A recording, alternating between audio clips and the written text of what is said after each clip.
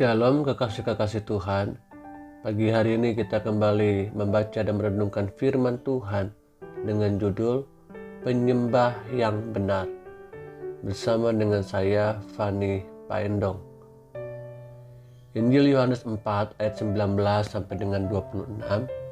Kata perempuan itu kepadanya, "Tuhan, nyata sekarang padaku bahwa engkau seorang nabi.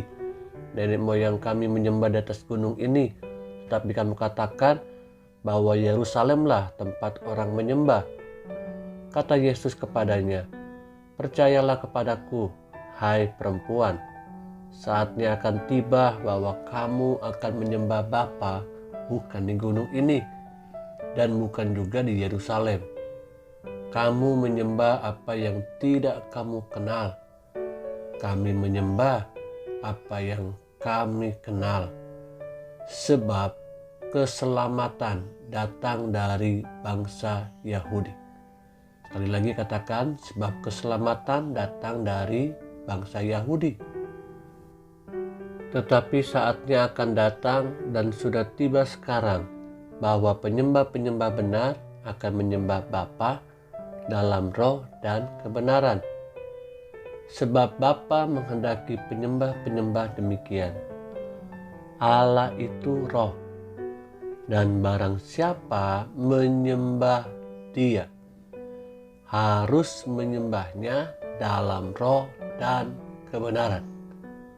Harus menyembahnya dalam roh dan kebenaran.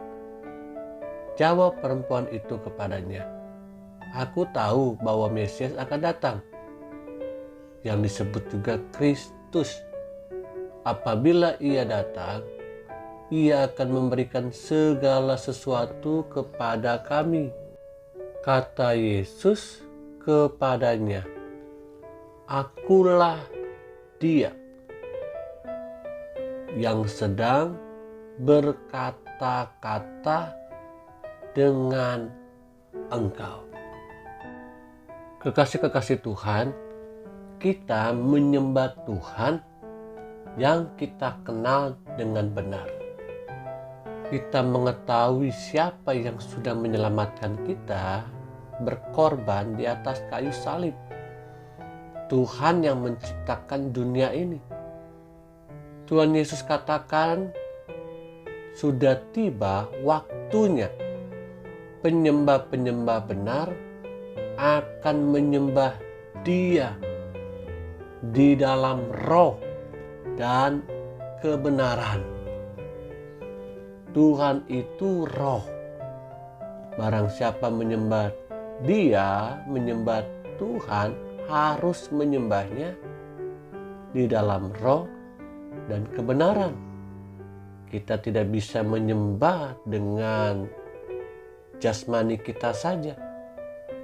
Hanya orang-orang yang sudah ditebus oleh darahnya yang dapat datang kepadanya untuk menjadi seorang penyembah sejati. True worshiper, penyembah sejati yang Tuhan cari. Tuhan mencari pribadi-pribadi penyembah, bukan mencari bentuk dari penyembahan-penyembahan itu. Hidup kitalah yang harus menjadi korban penyembahan, memikul salib setiap hari, dan mematikan setiap segala keinginan-keinginan daging kita. Paulus katakan, persembahkanlah hidup sebagai korban yang hidup dan berkenan kepada Tuhan. Itu adalah ibadahmu yang sejati. Hidup kita yang Tuhan inginkan. Sembahlah Tuhan di mana saja kita berada, dengan sikap hati yang benar, sikap hidup yang sudah dibenarkan. Kita orang-orang yang sudah dibenarkan menjadi hamba kebenaran. Dan Tuhan mau kita menjadi penyembah-penyembah sejati. Ingat baik-baik, kita menyembah bukan dengan mulut kita saja, tapi kita harus menyembah dengan totalitas hidup kita, all out buat Tuhan. Menyembah bukan hanya ketika kita datang berdoa, beribadah, tapi menyembahlah dengan segala aktivitas di dalam pekerjaan, usaha kita, studi kita. Itu adalah sebagai korban persembahan kepada Tuhan. Mari bersama hari ini, biarlah hidup kita menjadi penyembah-penyembah sejati. Roh Kudus akan menolong kita semuanya. Haleluya. Amin.